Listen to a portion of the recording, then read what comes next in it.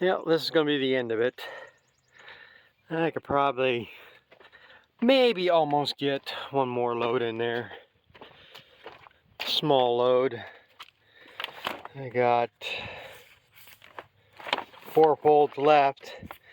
Usually need at least 2 to have enough tail to seal the bag. And they got the safety tape on there warning about gases. Usually when you get to that point, you're at the end of the bag and that's about ready to show. So it just ain't worth the fight. So right now, I'm just gonna get this pulled off, park somewhere out of the road for now. I'm gonna get them cables wound up. So first thing we gotta do is release the brake pressure.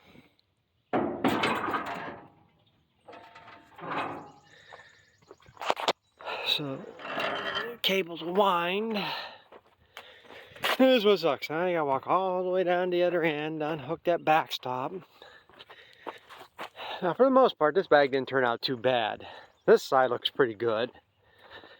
I mean, it's lumpy, but I actually filled the bag. I don't have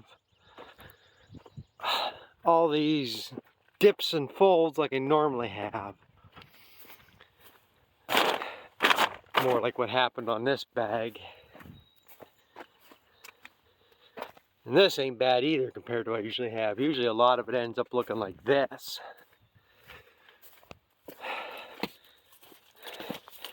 Thing is, I might overpack that I don't check them markings on there.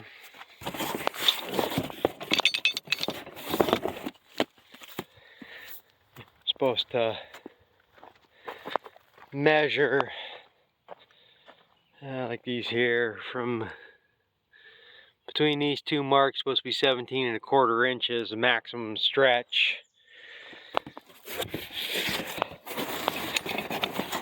And it depends who you talk to too. The only thing with that is if something happened to the bag, if it broke open because of a defect, you gotta send in pictures of the bag, you gotta send in samples of the plastic, and if that's overstretched, it voids the warranty. So next thing, make sure this back far enough when that rolls down it doesn't pin my cage. But in my opinion, them warranties are useless, because all they're going to do is give you another bag. And they're not going to pay you for loss of feed. They're not going to pay you to rebag it or nothing. So for the $400 or $500 for a bag, it ain't worth it. Now that's the only problem I had. I don't know why on this side of the bag, a couple places here bulged out quite a bit. And that's a little bit of a concern. I mean, like right here, this might be stretched a little bit too much. But it's only if the bag gets brittle, if it sits here for a year or so.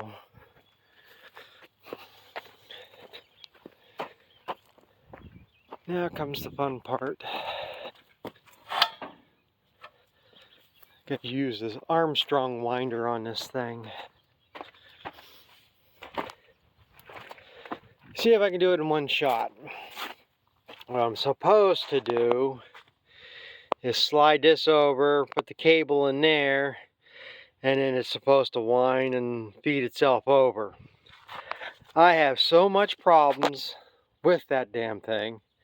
For one, the guy I bought the bagger off of, somebody when they started bagging one time left the cables in that when they started bagging, and it bent one of these. They sprung it back, and right now this is all rusted up.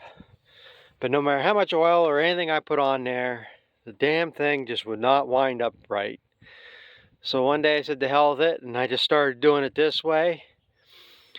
I'd probably say 7 out of 10 times I wind this up in one shot and it just feeds itself over. This side ain't too bad, it's the other side that is going to maybe catch up or overlap itself. So we'll see what it does.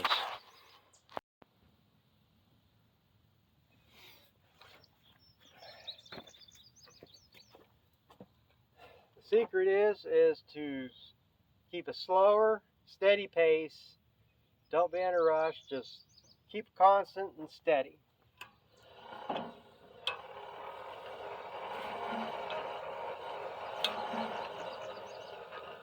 Already this side's spacing out too much.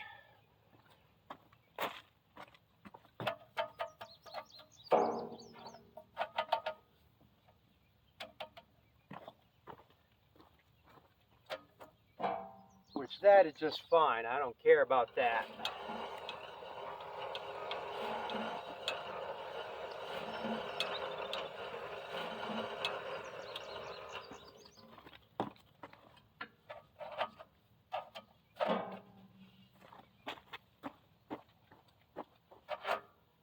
Usually holds itself tighter together than that.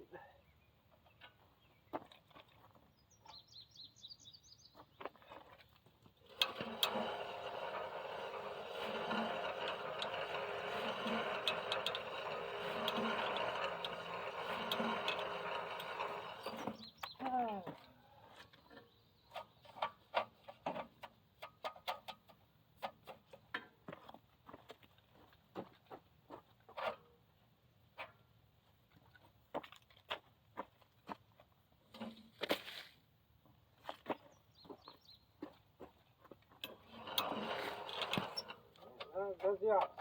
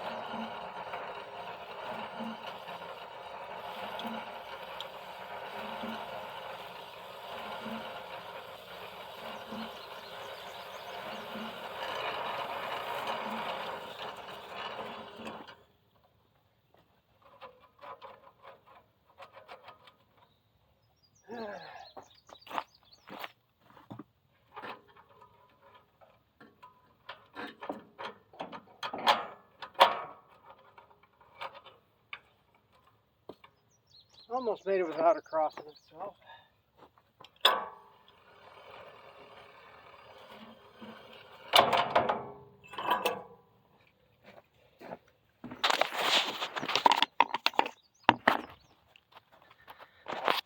See what the other side did.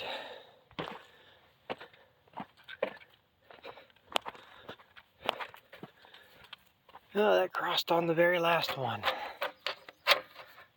Ain't bad. I can live with that.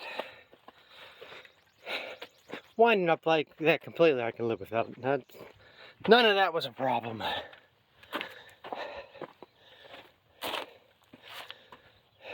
So now I got to pull this ahead and hopefully most of the stuff falls out onto the ground, or yeah, falls out into the bag as it's coming out.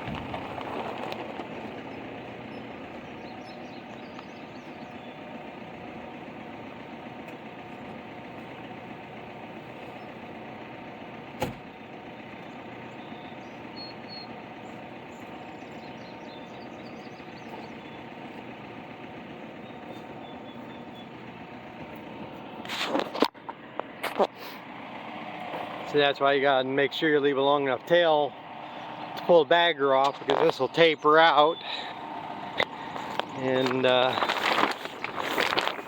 you have to fold over. And you're gonna fall out right here. Should have pulled ahead a little bit further. Yeah, I'll knock off some of this here, and I can dig this up and throw it in the mixer tomorrow when I mix feed, and then get the rest of it dug out. But that's about the gist of pulling this bagger off. Like I say, I gotta find some place to park it, because I'm gonna steal this tire off of this too. I need it for something else right now. So I guess that's it for this. I mean, that's as exciting as this gets. At least it ain't 90 degrees out a day doing this job. So I'm gonna work on that some more and not bore you with the rest. Yeah, I kind of forgot about this. This is about 2 days after I pulled the bagger off. But I didn't get back to it, but this is how I'm going to seal the bag up. I usually fold the ends up and just dump some dirt on the end of it.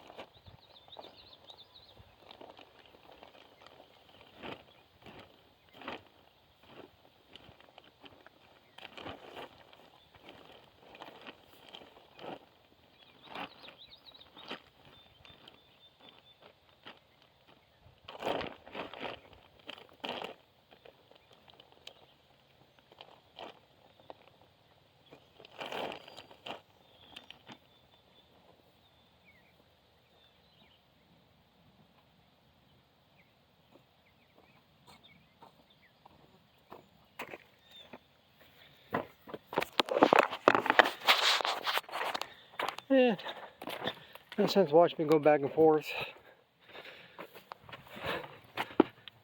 Just sitting there.